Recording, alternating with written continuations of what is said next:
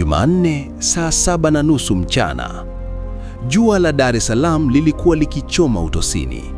Katika eneo la Masaki karibu na shule ya kimataifa IST, ukimya wa mashaka ulitawala. Kwa jicho la kawaida, kila kitu kilionekana shwari. Wazazi walikuwa wakisubiri kengele ilie ili wachukue watoto wao. Magari ya kifahari yalipangana.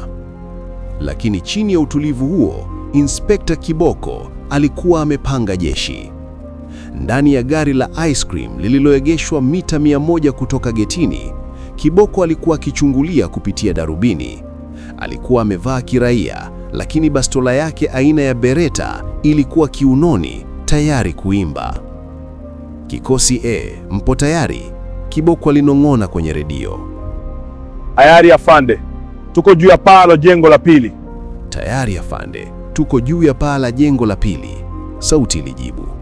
Kikosi B, tuko ndani ya gari la taksi, tunawasiliana. Kiboko alitabasamu. Leo ndio siku Dragon anakufa. Zungu alikuwa amempa ramani yote.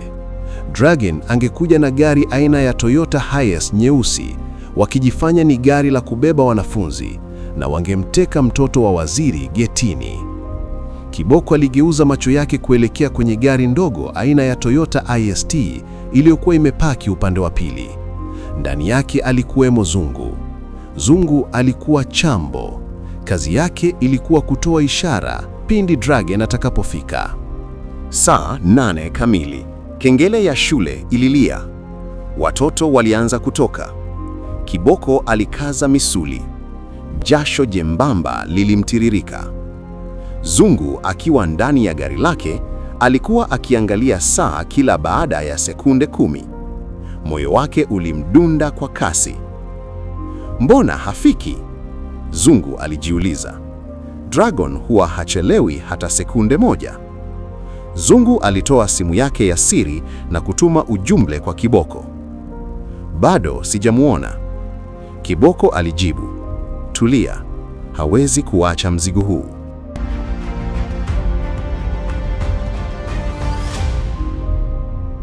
Huku Masaki kukiwa kumesheheni polisi waliojificha, upande wa pili wa jiji, mambo yalikuwa tofauti kabisa.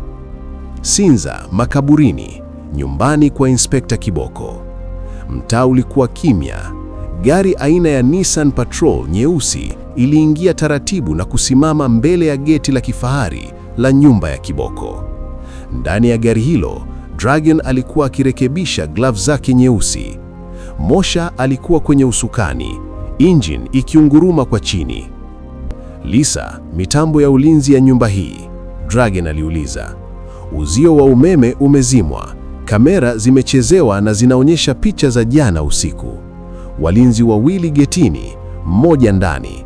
Una dakika 4 kabla ya mfumo wa alamu ya dharura kujiweka sawa upya. Lisa alijibu haraka. Twende, Dragon alisema. Mosha alishuka garini akiwa amevalia sare za kampuni ya umeme, TANESCO. Aligonga geti. Nani? Mlinzi aliuliza kupitia dirisha dogo. TANESCO, kuna hitilafu ya transformer, tunakagua mita zenu. Mosha alijibu kwa sauti ya zembe. Mlinzi alifungua geti kidogo. Hilo ndilo kosa lake la mwisho siku hiyo. Kabla hajamaliza kuuliza swali, Dragon alitokea pembeni ya ukuta na kupiga teke zito lililoufungua mlango kwa kishindo, ukimgonga mlinzi huyo usoni na kumwangusha chini akiwa amezimia. Mlinzi wa pili alijaribu kunyanyua bunduki yake, lakini Dragon alikuwa mwepesi kama upepo. Alimrukia na kumpiga ngumi ya koo, kisha akampiga kitako cha bastola kichwani. Walinzi wote wawili walikuwa chini ndani ya sekunde 10. Lisa, baki garini. Mosha, ingia ndani. Dragon na Mosha walivamia sebule kuu. Mke wa Kiboko, mama mmoja mnene na mwenye hofu ya Mungu, alikuwa akitazama tamthilia ya Sultan. Alipoona watu wenye maski na silaha wakiingia, alipiga yowe. Kimya, Dragon alimwamuru kwa utulifu. Hatutaki kukuumiza mama. Tunataka tu uwe mgeni wetu kwa muda. Mume wangu atawaua. Mnajua mimi ni mke wa nani? Mama huyo alilia. Dragon alicheka kidogo. Ndio maana tuko hapa, tunataka kumwona huyo mumeo akijaribu. Walimchukua mama huyo, wakamfunga kitambaa mdomoni na kumwingiza kwenye gari lao. Ondoka Mosha, kwea pipa. Twende, endelea. Saa 8:30, hakuna Dragon, hakuna utekaji. Inspekta Kiboko alikuwa ameanza kupandwa na hasira. Alihisi kuna kitu hakiko sawa. Simu ya Zungu iliita. Ilikuwa namba ya Dragon. Zungu aliipokea kwa haraka. Dragon, uko wapi? Tuko tayari hapa shuleni, mbona hufiki? Zungu aliongea kwa sauti ya chini, akijaribu kuficha hofu. Kwenye simu, sauti ya Dragon ilisikika kwa utulivu wa kutisha, ikiambatana na muziki laini wa jazz. Zungu, rafiki yangu msaliti, nilikupenda kwa nini? Ulikuwa na tamaa. Lakini kosa lako ni kufikiri kuwa tamaa yako inazidi akili yangu. Moyo wa Zungu ulisimama.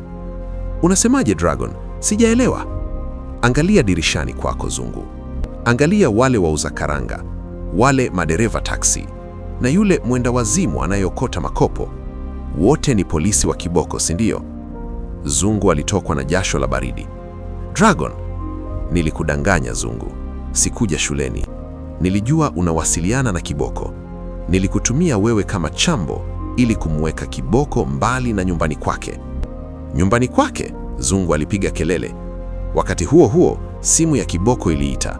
Ilikuwa namba ya mke wake. Kiboko aliipokea haraka. Mke wangu, samahani, niko kazini. Haujambo afande Kiboko. Sauti nzito ya Dragon ilisikika badala ya mke wake. Kiboko aliganda. Ulimwengu ulisimama. Jambazi, Kiboko alinguruma. Simu ya mke wangu imefuata nini kwako? Mkeo yuko salama kwa sasa. Niko naye hapa, tunazunguka jiji. Anapenda sana AC ya gari langu. Sikiliza kwa makini Kiboko.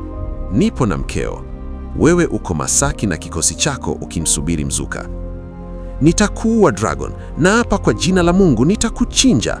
Kiboko alipiga kelele kiasi cha mishipa ya shingo kumtoka. Punguza jazba, Dragon alicheka. Unachagua moja.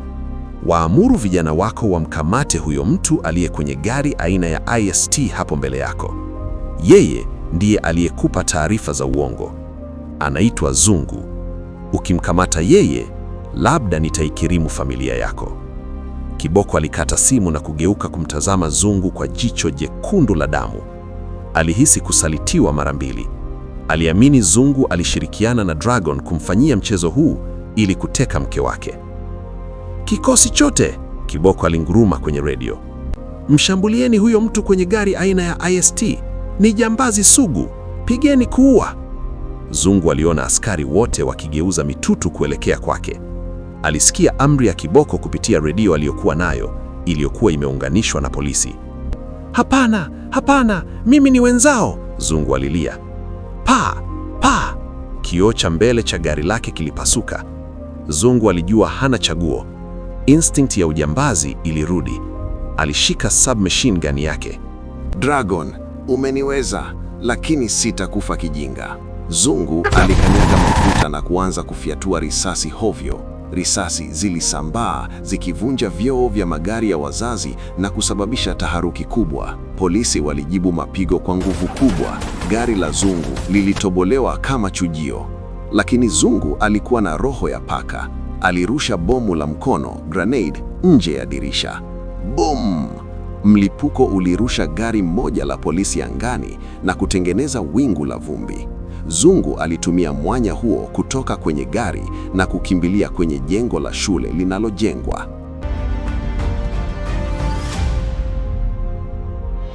Mzingireni, msimwache atoke, Kiboko aliamuru huku akimpigia Dragon simu. Dragon, mke wangu yuko wapi? Kiboko, naona unashughulika na rafiki yangu Zungu. Mkeo atashushwa salama Coco Beach baada ya dakika 10. Sharti uondoe vizuizi vyote barabara ya Bagamoyo Road kuelekea Tegeta. Nataka njia nyeupe. Sawa, Kiboko alijibu kwa uchungu. Ondoeni vizuizi vyote barabara ya Bagamoyo Road, haraka. Zungu akiwa amejificha ghorofa ya pili la jengo linalojengwa, alikuwa anavuja damu begani na mguuni. Risasi zilimshia. Alijua mwisho wake umefika. Alimwona Inspekta Kiboko akipanda ngazi kwa tahadhari akiwa na bastola mkononi. Kiboko hakuwa anataka kumkamata Zungu, alitaka kumuua kwa hasira ya kutekwa mke wake. "Zungu!" Kiboko aliita. "Ulinidanganya!" Zungu alikohoa damu. "Afande, sikukudanganya afande. Dragon ni shetani, ametuchezea sote." Zungu alinyanyua mikono hadhi kusalimu amri. "Afande, nisaidie, Dragon amenisaliti." Kiboko alimtazama Zungu kwa dharau. Wewe ni mzigo usiohitajika. "Wewe ni mzigo usiohitajika." Bang! Kiboko alimpiga risasi ya katikati ya pajia la uso. Mwili wa Zungu ulianguka nyuma na kudondoka kutoka ghorofa ya pili mpaka chini kwenye kifusi cha mawe. Jambazi katili Zungu, mwisho wake ulikuwa umefika. Kiboko alishuka mbio na kupanda gari lake. "Nendeni Coco Beach sasa hivi." Walipofika Coco Beach, walimkuta mke wa Kiboko amekaa kwenye benchi la simenti akilia huku ameshikilia ice cream iliyokuwa inayayuka mkononi.